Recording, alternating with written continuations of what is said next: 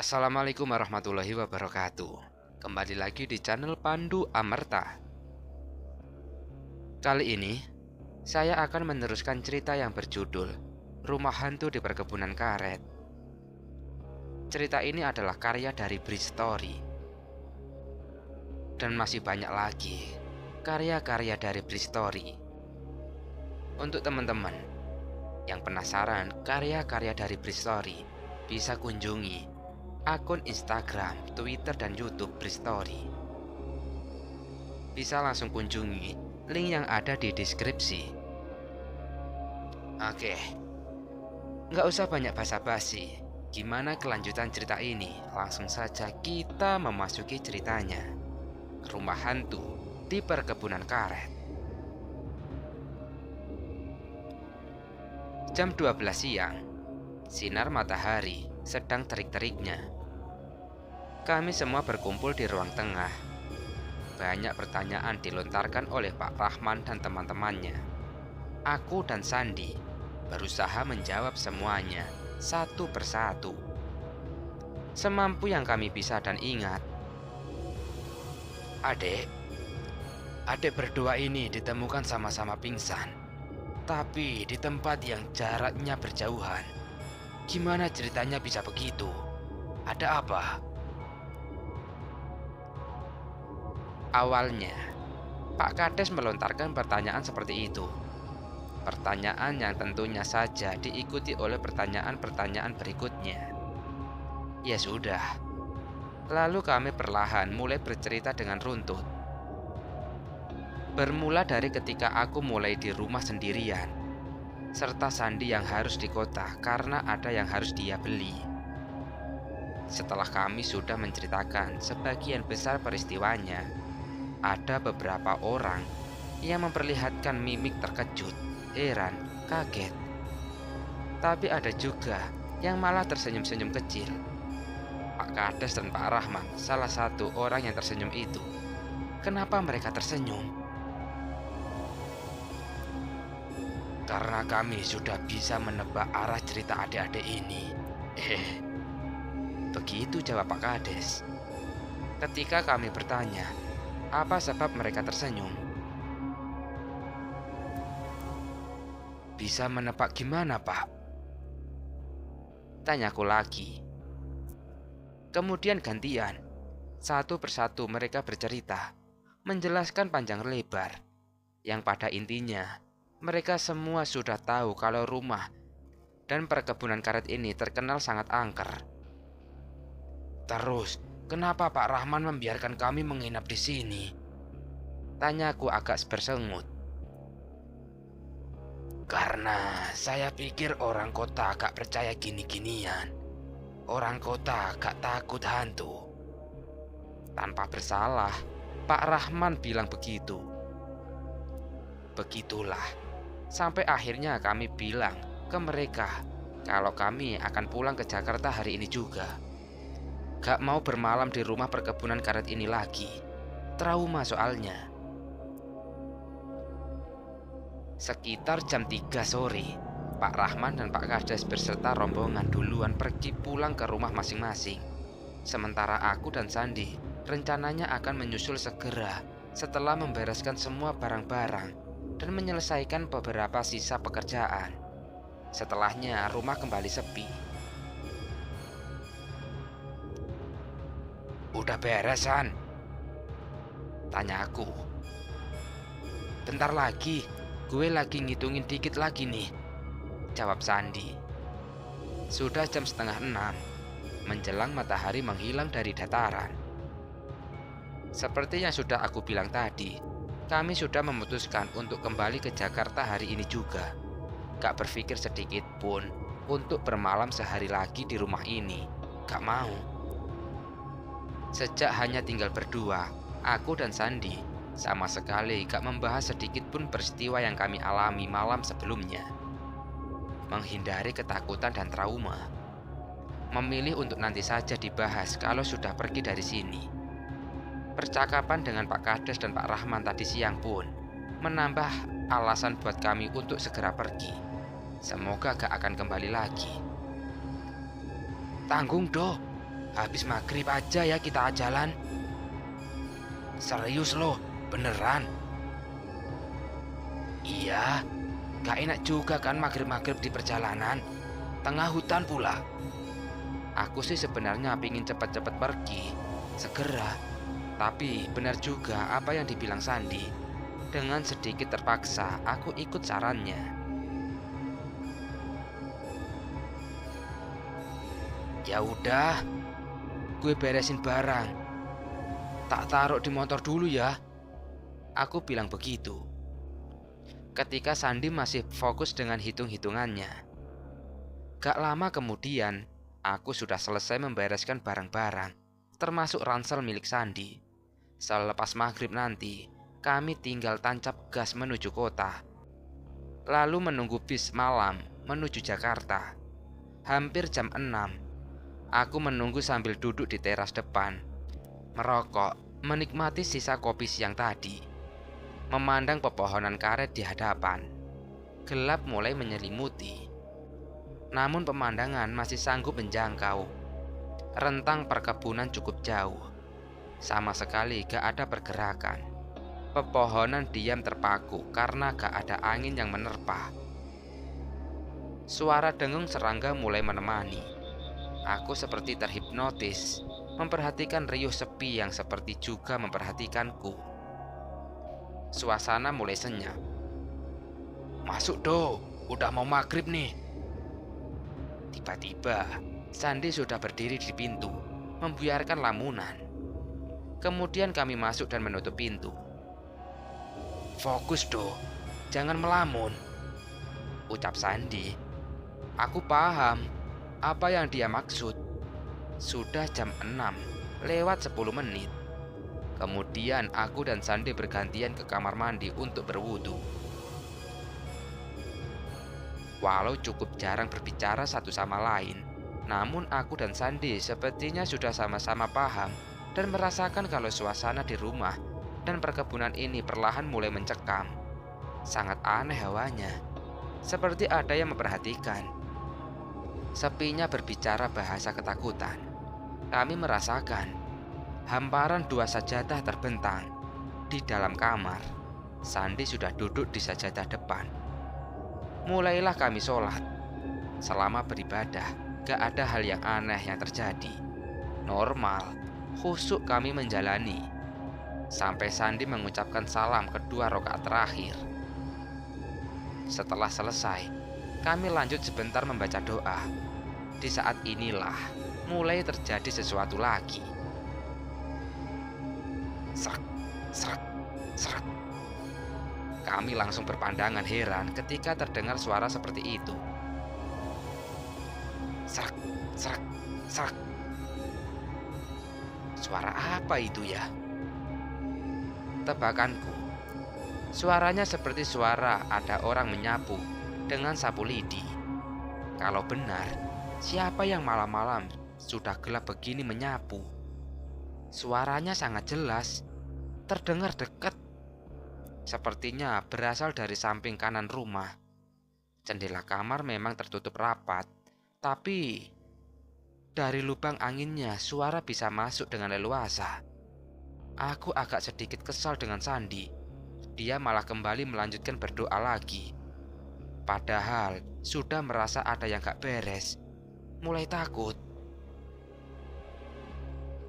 Serak, serak, serak. Lagi-lagi suara itu terdengar. Suara orang sedang menyapu halaman. Siapa ya itu? San, ayo. Aku setengah berbisik. Sebentar lagi, Do. Sandi ini seperti gak melihat keadaan. Ini sudah menjurus seram. Aku semakin kesal. Beberapa menit kemudian, suara sapu lidi itu menghilang. Syukurlah. Tapi sayangnya hanya sebentar. Suara sapu lidi memang menghilang, tapi malah berganti dengan yang lebih seram lagi. Duk, duk, duk. Duk. Ada suara seperti itu. Seperti ada yang memukul-mukul dinding rumah atau lantai. Entahlah, aku belum tahu pasti. Duk, duk. terdengar sekali lagi. Suara apa lagi itu?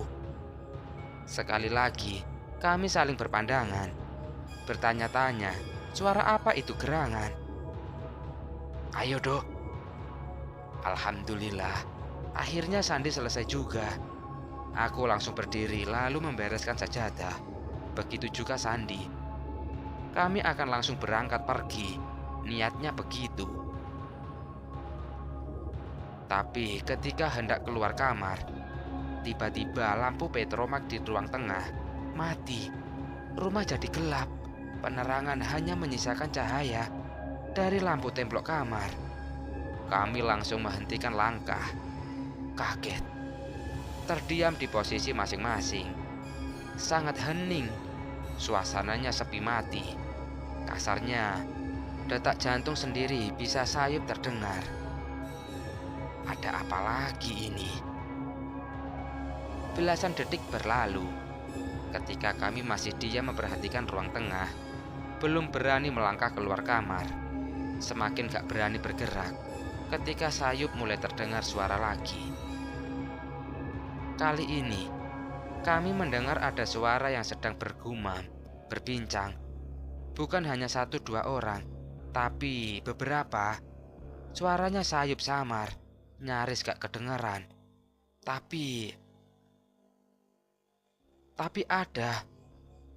Kami sangat yakin kalau suara itu berasal dari depan rumah, di halaman. Siapa yang berbincang? Gumam itu terdengar agak keras. Terkadang terdengar pelan, nyaris berbisik. Beberapa kata bisa aku tangkap. Walau terdengar berbicara dengan bahasa daerah, cukup seram kedengarannya. Mati. Kubur di sini. Pekuburan orang mati. Kira-kira seperti itu. Beberapa kata yang bisa aku tangkap. Sungguh bergedih kami mendengarnya. Gimana? Berbisik Sandi, bilang begitu. Gak tahu, nekat aja. Aku balas berbisik. Namun tiba-tiba terdengar suara pintu terbuka. Kami gak bisa melihat, tapi yakin kalau yang terbuka adalah pintu depan. Kemudian Sandi memberi aba-aba dengan tangannya, menyuruh aku untuk mundur menjauhi pintu kamar. Aku menurut, lalu perlahan kami mundur, mendekat ke jendela. Suara gumaman beberapa orang itu masih terdengar, semakin jelas dan semakin jelas, dengan beberapa kata seram tertangkap ke telinga, yang membuat sangat mencekam. Beberapa orang itu sepertinya mulai masuk ke dalam rumah. Bait-bait doa mulai terdengar keluar dari mulut Sandi. Ketika kami akhirnya sudah bersandar pada dinding kamar, kalau ingin melarikan diri, satu-satunya jalan adalah jendela. Kalau memaksa lewat pintu depan, maka harus berhadapan dengan sosok-sosok misterius yang sedang mulai masuk ke dalam rumah. Seram, sangat. Nyali terombang-ambing di ayun kecekaman. Rasa takut menghujam sisi-sisi kepala. Gumaman sosok-sosok misterius itu terus saja terdengar, sampai akhirnya mulai terlihat wujudnya. Pintu kamar yang terbuka lebar membuat situasi ruang tengah bisa terlihat jelas, walau remang-remang. Ternyata ada sosok-sosok gelap, tinggi besar, satu persatu yang menampakkan wujudnya. Satu persatu masuk ke ruang tengah. 1, 2, 3, dan seterusnya. Satu persatu aku menghitungnya. Kira-kira ada 8 sosok. Mereka terlihat seperti bayangan hitam pekat, seperti orang berjubah panjang sampai menutup kaki. Kira-kira seperti itu. Gelapnya suasana membuat aku masih belum bisa melihat jelas wajah masing-masingnya. Sementara Sandi sudah terdengar menangis pelan. walau masih ada bait doa keluar dari mulutnya. Karena sibuk memperhatikan sosok-sosok itu, aku jadi gak memperhatikan kalau ternyata mereka sedang berusaha untuk mengelilingi sesuatu. Awalnya aku berpikir kalau itu adalah meja ruang tengah yang mereka kelilingi, tapi ternyata bukan. Ternyata mereka sedang mengelilingi keranda mayat. Ada keranda jenazah di ruang tengah. Kami baru sadar. Dalam remang-remang, kami bisa melihat kalau keranda itu tertutup kain berwarna gelap, sehingga kami gak bisa melihat apakah keranda ini ada isinya atau kosong. Apapun, tetap saja pemandangan ini sungguh sangat menyeramkan. Gue gak kuat doh, kita harus kabur. Bergetar suara Sandi ketika berfisik seperti itu. Lewat jendela, iya. Aku yang berdiri paling dekat dengan jendela, lalu pelan-pelan mulai membukanya. Terus membuka jendela sampai cukup lebar buat kami melompat keluar. Sementara sosok-sosok seram itu tetap diam di tempatnya, tetapi gak memperhatikan pergerakan kami. Aku lalu yang pertama melangkah keluar, perlahan. Ketika sudah di luar, aku menunggu Sandi yang terasa sangat lama dengan proses keluar rumah. Ketika sedang menunggu, inilah aku memandang sekeliling, lalu melihat sesuatu. Beberapa meter di samping rumah, aku melihat dalam gelap ada sosok lagi yang gak kalah seram. Awalnya gak terlalu jelas, tapi lama-kelamaan penglihatanku dapat menangkap bentuknya. Ada sosok nenek tua, rambutnya panjang, sedang berdiri memperhatikan sambil tangannya sedang memegang sapu lidi. Aku terpaku melihatnya. Siapa nenek itu? Ngapain dia berdiri dalam gelap? Entahlah. Yang pasti aku sangat ketakutan melihatnya.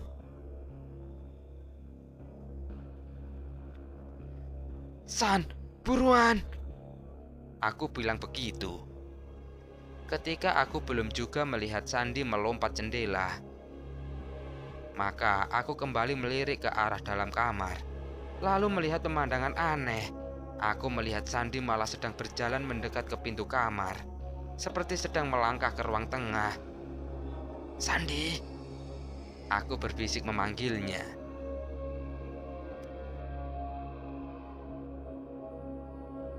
Tapi Sandi tidak bergeming. Dia terus berjalan pelan ke ruang tengah itu. Entahlah, Sandi seperti terhipnotis. Dia diam sambil terus melangkah. Tuhan, apa yang harus aku lakukan? Gak mungkin aku melarikan diri sendiri, meninggalkan Sandi. Kemudian, tanpa menoleh ke arah sosok nenek seram di halaman, aku memutuskan untuk melangkah menuju halaman depan rumah. Entah apa yang nanti akan aku lakukan. Sesampainya di depan, aku mendapati kalau suasana gelap gulita. Sama sekali gak ada penerangan. Penglihatan hanya dibantu oleh cahaya langit. Tapi dalam temaram, aku masih bisa melihat dua motor yang seharusnya jadi tunggangan kami untuk pergi. Masih terparkir pada tempatnya. Menoleh agak ke kiri, aku melihat kalau pintu rumah benar-benar terbuka lebar. Kemudian, aku perlahan mulai mengintip ke dalam. Cahaya dari lampu kamar masih jadi tumpuan. Temaramnya membantu penglihatan. Lalu, tiba-tiba aku melihat Sandi berjalan keluar dari kamar. Dia menuju ruang tengah, di mana ada beberapa sosok seram sedang mengelilingi keranda mayat. Sandi masih seperti orang yang sedang terhipnotis. Dia diam, dengan tatapan kosong melangkah masuk ke tengah-tengah sosok-sosok seram itu, lalu berhenti tepat di samping keranda. Lemas tubuhku melihat itu semua. Seramnya mematikan rasa dan logika. Aku gak bisa berbuat apa-apa. terpaku melihatnya. Masih menyaksikan semuanya dalam diam. Kemudian aku melihat Sandi kembali bergerak. Dia mulai membungkukkan tubuhnya. Apa yang akan dia lakukan? Ternyata Sandi berusaha membuka kain penutup keranda. Aku masih diam terpaku. Lalu perlahan tutup keranda terbuka. Benar, tangan Sandi yang membukanya. Tuhan, sungguh pemandangan yang menyeramkan. Di atas keranda terbaring seonggok jenazah berbalut kain kusam.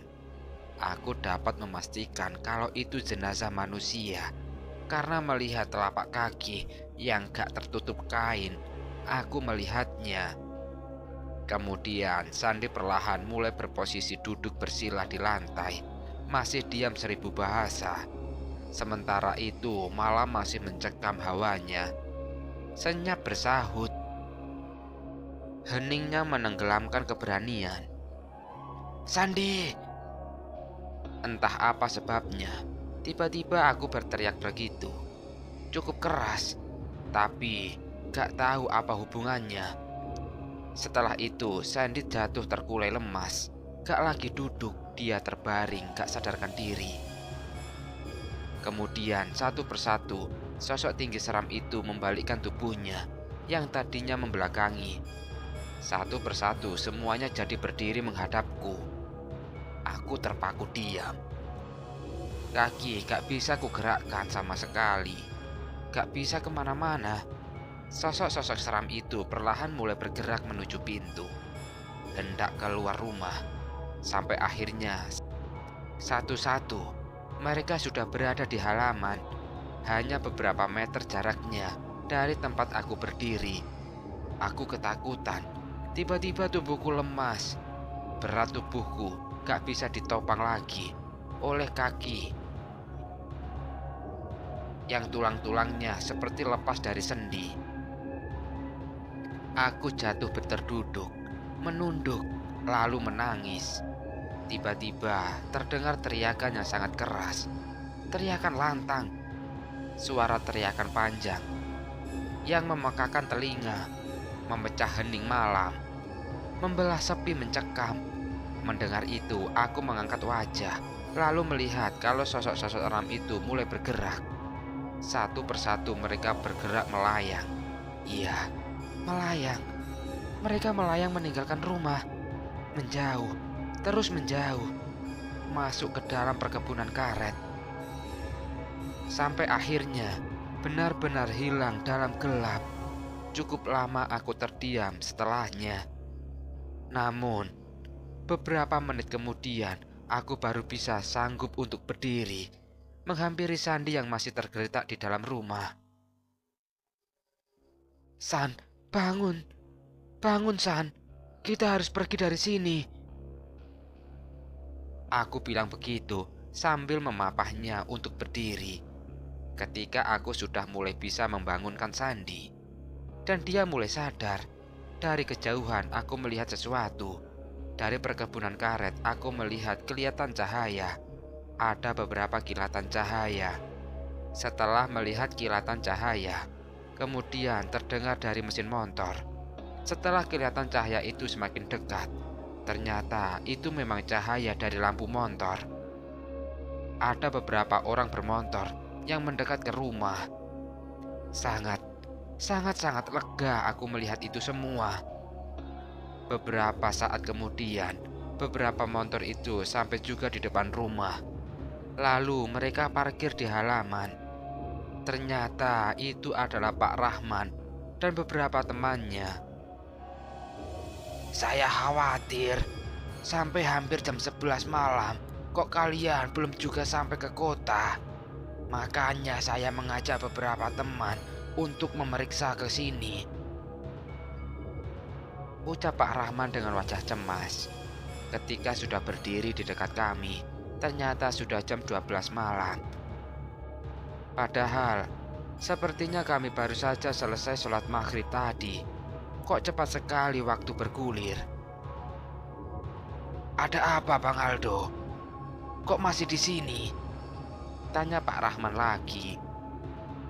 Nanti aja, Pak, ceritanya. Kita pergi dari sini sekarang yuk. Kami sudah gak kuat, Pak, jawabku. Setelahnya bergegas kami meninggalkan rumah itu, meninggalkan perkebunan karet yang seramnya tak terkira. Dalam lubuk hati yang paling dalam, kami gak akan mau datang ke tempat ini lagi. Setidaknya di kota, aku dan Sandi memutuskan untuk bermalam di rumah Pak Rahman. Berangkat ke Jakarta esok pagi saja. Di rumah Pak Rahman, aku dan Sandi merasakan kenikmatan dan ketenangan tidur yang gak kami rasakan 3 malam sebelumnya. Kami bisa tidur tanpa merasakan takut. Singkatnya, setelah banyak-banyak mengucap terima kasih, sekitar jam 9 pagi kami berpamitan. Pak Rahman melepas kami di pagar rumahnya. Kota kecil ini gak ada terminal, jadi kami hanya duduk menunggu kedatangan bis di sebuah halte kecil di pinggir jalan besar yang termasuk jalan jalur lintas Sumatera. Menurut orang-orang sini, bis ke Jakarta akan bermunculan mulai jam 11 siang. Panas siang matahari mulai menyengat kulit. Satu persatu kami memperhatikan bis yang lewat. Satu persatu. Benar, gak ada yang menuju Jakarta. Paling jauh hanya sampai Lampung. Kami memperhatikan orang-orang yang naik turun bus, bermacam-macam penampilannya, sampai ketika kami melihat ada pemuda yang turun dari bus dari kota Palembang.